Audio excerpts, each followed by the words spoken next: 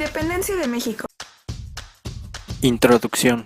La independencia de México fue un movimiento social, económico, político y cultural que va desde 1810 cuando Miguel Hidalgo da el llamado Grito de Dolores y termina en 1821 con la entrada del ejército trigarante a la Ciudad de México. Estaba motivado principalmente por un descontento de las clases sociales que existían en Nueva España, debido a que los puestos de mando estaban en manos de los peninsulares. Los criollos eran discriminados por los mismos españoles y los indios y mestizos sufrieron opresión y explotación extrema, además de una nueva serie de ideas y factores provenientes del exterior. Se dividía en 4 etapas y cada una cumplió un periodo importante para realizar el movimiento.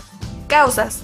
El virreinato de Nueva España comprendía una vasta área del continente americano. Su comercio era el más importante gracias al capital aportado entre las importaciones y exportaciones, pero España imponía una serie de restricciones económicas sobre el comercio de Nueva España. Las restricciones sociales y administrativas impuestas por los españoles eran igualmente importantes. También entre los blancos había una rivalidad entre los peninsulares y los criollos. La élite criolla mexicana estaba muy inquieta por el futuro de su país. También se encontraba la burguesía que se sentía discriminada. Las castas y los indios sufrían pobreza y explotación extrema. Las reformas borbónicas quitaban poder al clero, y de estas también influyeron para el movimiento. La Ilustración, la Revolución Francesa y la independencia de Estados Unidos sobre el dominio de Inglaterra también fueron importantes causas para el movimiento de independencia. Una alianza que se estaba estableciendo entre la burguesía criolla y la élite de propietarios se deshizo al sucumbir a España ante la invasión napoleónica en 1808, y el 16 de septiembre del mismo año, un grupo de personas liderado por Gabriel Yermo llevó a cabo un complot para derribar al virrey. La supresión del impulso autonomista en 1808 exacerbó el descontento de los mexicanos y motivó el levantamiento de 1810. Desarrollo. Primera etapa. Inicio. El grito de independencia. En el rico centro agrícola de Querétaro, un grupo de ricos criollos, Allende, Aldama, entre otros, se concertaban para derribar a los españoles absolutistas y a su audiencia. En el verano de 1810, los conspiradores de Querétaro consiguieron el apoyo de Miguel Hidalgo, quien pronto se convirtió en dirigente de la conspiración. Los conspiradores tramaron una insurrección de masas basada en los indios. La intendencia de Guanajuato fue el escenario de la actividad conspirativa. Este levantamiento comienza porque doña Josefa avisa que la conspiración que tenían había sido descubierta. Se avisa a Allende y es en Dolores en donde Miguel Hidalgo decide iniciar la lucha. En la mañana del 16 de septiembre de 1810 se le llama a la población a una misa donde se da el grito de independencia, donde Hidalgo convence al pueblo mexicano que se levanten armas en contra de los españoles. Pedía la independencia, la abolición de la esclavitud y la devolución de la tierra a las comunidades indígenas. Nunca prohibió el saqueo a sus seguidores y de hecho los animó a desposeer a los españoles. Se convirtió en una violenta guerra de desquite contra los blancos, tanto peninsulares como criollos. La iglesia respondió con interdicciones, condenas inquisitoriales y propaganda en contra de los rebeldes. A lo largo de esta etapa se toman varias ciudades como son Zacatecas, Valladolid y la ciudad de Guadalajara. El 28 de octubre, cerca de la Ciudad de México, se enfrentan a un ejército realista en el Monte de las Cruces. Llegan a ganar por la gran cantidad de personas que eran, pero la mitad de los soldados desertaron y 3 días después regresan a Querétaro. El 7 de enero de 1811 se sufrió la derrota en la batalla del Puente de Calderón. Este combate se dio entre fuerzas insurgentes y fuerzas realistas y fue el último episodio bélico de la primera etapa de la independencia de México. Poco después fueron fusilados Allende, Aldama e Hidalgo. Las cabezas fueron trasladadas y colgadas en jaulas en las esquinas de la Lóndiga de Granadí. Hidalgo sumió al centro del país en un baño de sangre y destrucción, empujó a los criollos a alinearse en el bando realista y ahogó el objetivo inicial de autonomía en un mar de sangre. Segunda etapa. Organización.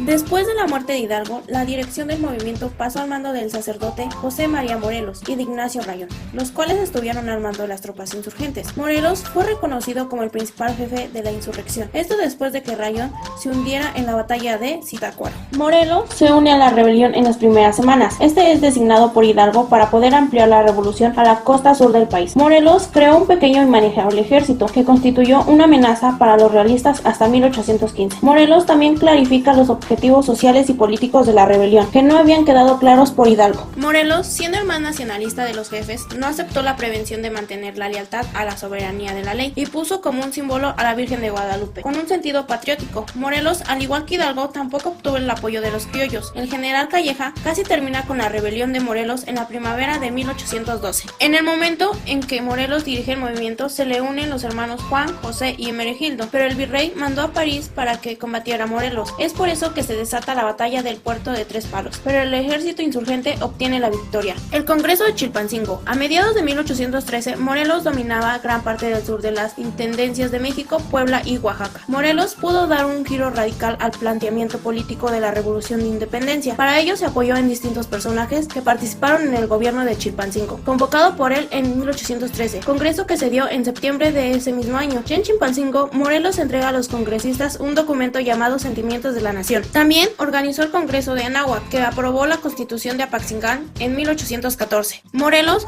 fue capturado en noviembre de 1815 y fue condenado por traición. Murió fusilado el 22 de diciembre de 1815. Tercera etapa, resistencia. Tras la muerte de Morelos se inicia una época de decadencia de la lucha, ya que carecía de la unión de los padres líderes, quienes no tenían suficientes conocimientos militares. Por su parte, los españoles cometieron toda clase de excesos, por lo que la corona española mandó a destruir al virrey y poner en su lugar a don Juan Ruiz de Apodaca. En la Constitución de Cádiz se había incluido los principios liberales como parte de sus postulados, pero al regresar Fernando VII al poder, mediante el Tratado de Valencia, afirmando el absolutismo, suprimió la Constitución en 1814. Francisco Javier Mina creía que la lucha de los criollos estaba dirigida contra el absolutismo español, algo que él también quería contrarrestar, aunque ya para ese tiempo el plan de los insurgentes era declarar la independencia respecto de España. Cuando estaba refugiado en el rancho El Venadito, los realistas lo atacaron y tomaron prisionero el 27 de octubre de 1817. Fue llevado al Cerro del Borrego, donde fue fusilado el 11 de noviembre del mismo año.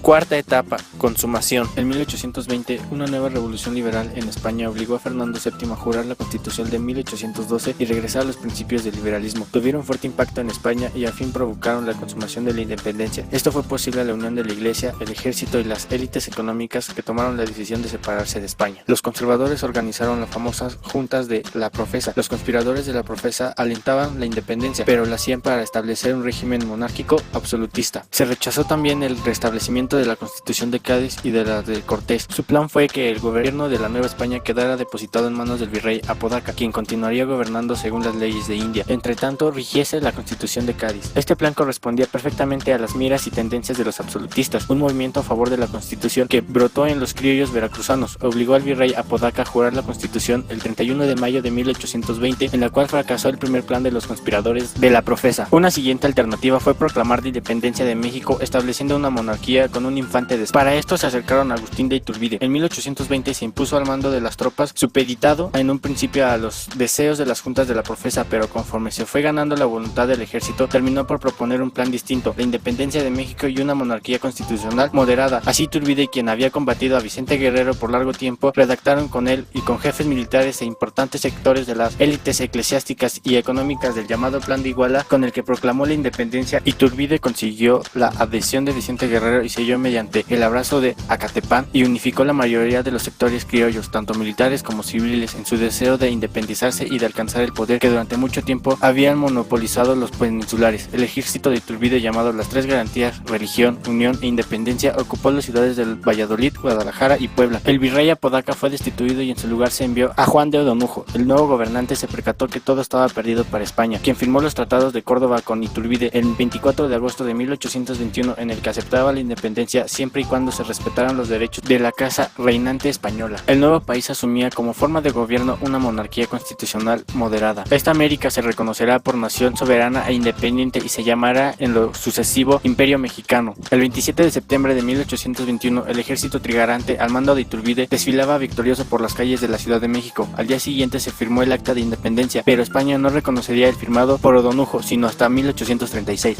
Consecuencias. El movimiento de independencia dio origen a una serie de acontecimientos posteriores, tras los cuales está que después de 3 siglos de dominio español, España tuvo que reconocer la independencia de México. También se terminó acordando que la forma de gobierno en México fuera de tipo monárquico constitucional. Para entonces la economía mexicana estaba muy mal, ya que durante la guerra los campos de cultivo y minas fueron abandonados por las personas que se unieron a la lucha. Gracias a esto, México se encontraba en una crisis, y poco después comenzaron a llegar productos extranjeros, y los que se producían en México no podían competir con estos productos, ya que no eran de la misma calidad. Así que México empezó a pedir dinero a otros países para atender problemas urgentes que había dejado la lucha por la independencia. Pero la crisis mexicana empeoró, ya que los españoles ricos se llevaron su dinero al extranjero, mientras que los militares comenzaron a ocupar los puestos más importantes del gobierno.